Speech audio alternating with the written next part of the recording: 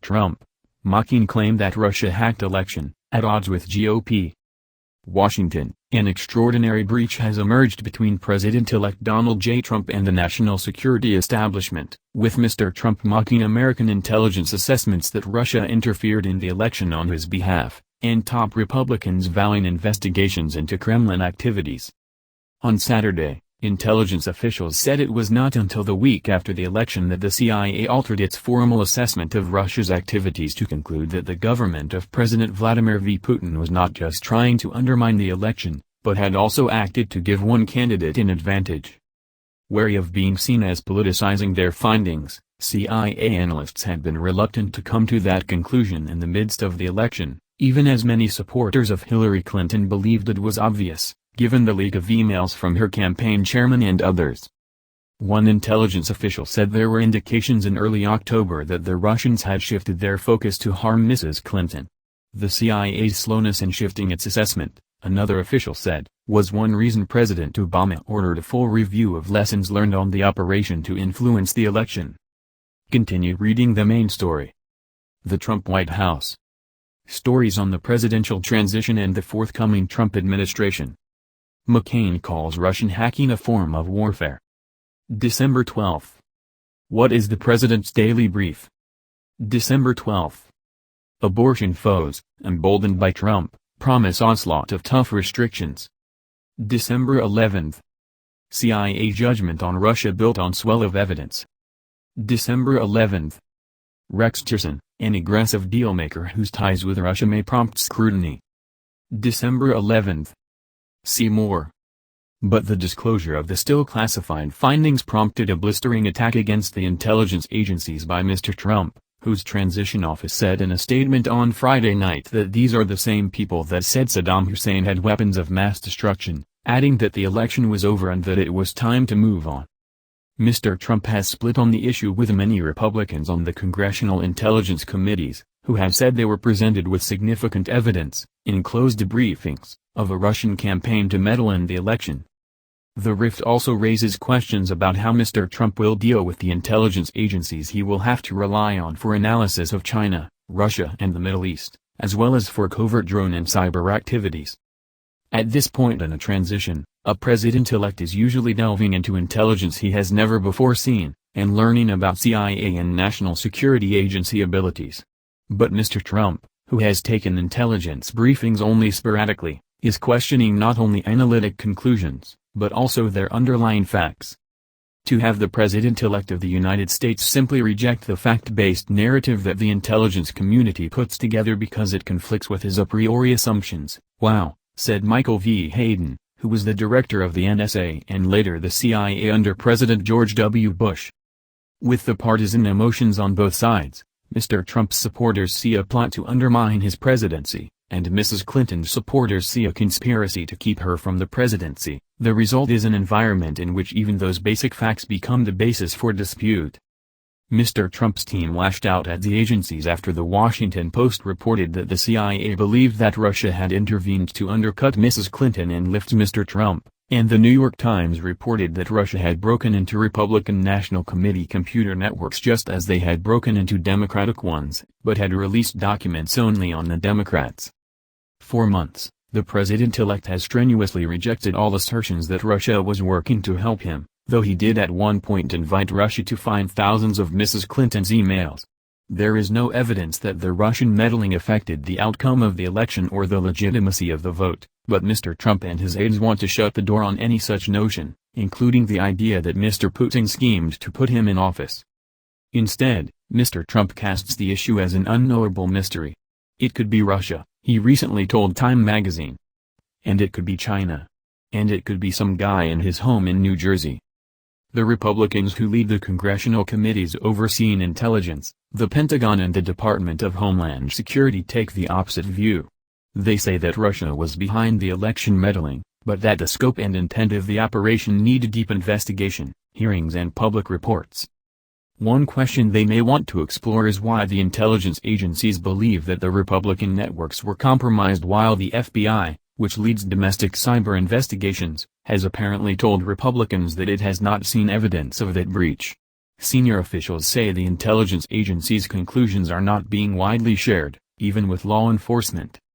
"We cannot allow foreign governments to interfere in our democracy," Representative Michael McCall, a Texas Republican who is the chairman of the Homeland Security Committee and was considered by Mr. Trump for Secretary of Homeland Security, said at the Conservative Heritage Foundation. "When they do, we must respond forcefully, publicly and decisively." He has promised hearings, saying the Russian activity was a call to action, as has Senator John McCain of Arizona, one of the few senators left from the Cold War era, when the Republican Party made opposition to the Soviet Union, and later deep suspicion of Russia, the centerpiece of its foreign policy. Representative Peter T. King, Republican of New York and a member of the House Intelligence Committee, said there was little doubt that the Russian government was involved in hacking the Democratic National Committee. All of the intelligence analysts who looked at it came to the conclusion that the tradecraft was very similar to the Russians, he said. Even one of Mr. Trump's most enthusiastic supporters, Representative Devin Nunes, Republican of California, said on Friday that he had no doubt about Russia's culpability. His complaint was with the intelligence agencies, which he said had repeatedly failed to anticipate Putin's hostile actions, and with the Obama administration's lack of a punitive response. Mr. Nunes, the chairman of the House Intelligence Committee, said that the intelligence agencies had ignored pleas by numerous Intelligence Committee members to take more forceful action against the Kremlin's aggression. He added that the Obama administration had suddenly awoken to the threat. Like many Republicans, Mr. Nunes is threading a needle. His statement puts him in opposition to the position taken by Mr. Trump and his incoming National Security Advisor, Michael Flynn, who has traveled to Russia as a private citizen for RT, the state-controlled news operation, and attended a dinner with Mr. Putin. Mr. Nunes's contention that Mr. Obama was captivated by a desire to reset relations with Russia is also notable, because Mr. Trump has said he is trying to do the same, though he is avoiding that term, which was made popular by Mrs. Clinton in her failed effort as Secretary of State in 2009. There are splits both within the intelligence agencies and the congressional committees that oversee them. Officials say the CIA and the NSA have not always shared their findings with the FBI, which they often distrust. The question of how vigorously to investigate also has a political tinge. Democrats on the Senate Intelligence Committee, for example, are pushing hard for a broad investigation, while some Republicans are resisting. Intelligence can also get politicized, of course, and one of the running debates about the disastrously mistaken assessments of Iraq that Mr. Trump often cites is whether the intelligence itself was tainted or whether the Bush White House read it selectively to support its march to war in 2003. But what is unfolding in the argument over the Russian hacking is more complex, because tracking the origin of cyber attacks is complicated. It is made all the harder by the fact that the CIA and the NSA do not want to reveal human sources or technical abilities, including American software implants in Russian computer networks. This much is known. In mid-2015, a hacking group long associated with the FSB, the successor to the old Soviet KGB, got inside the Democratic National Committee's computer systems. The intelligence gathering appeared to be fairly routine, and it was unsurprising. The Chinese, for instance, penetrated Mr. Obama's and Mr. McCain's presidential campaign communications in 2008. In the spring of 2016, a second group of Russian hackers, long associated with the GRU, a military intelligence agency, attacked the DNC again, along with the private email accounts of prominent Washington figures like John D. Podesta, the chairman of Mrs. Clinton's campaign. Those emails were ultimately published, a step the Russians had never taken before in the United States, though the tactic has been used often in former Soviet states and elsewhere in Europe. That moved the issue from espionage to an information operation with a political motive. One person who attended a classified briefing on the intelligence said that the investigators had explained that the malware used in the cyber attack on the DNC matched tools previously used by hackers with proven ties to the Russian government. That sort of pattern analysis is common in cyber investigations, though it is not conclusive.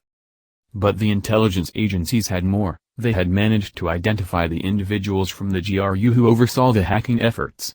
that may have come from intercepted conversations, spying efforts, or implants in computer systems that allow the tracking of emails and text messages.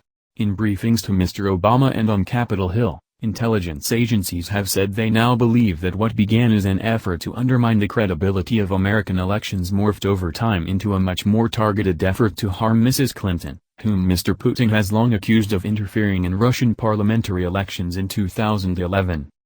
But to hedge their bets before the election, according to the briefings, the Russians also targeted the Republican National Committee, Republican operatives and prominent members of the Republican establishment, like former Secretary of State Colin L. Powell.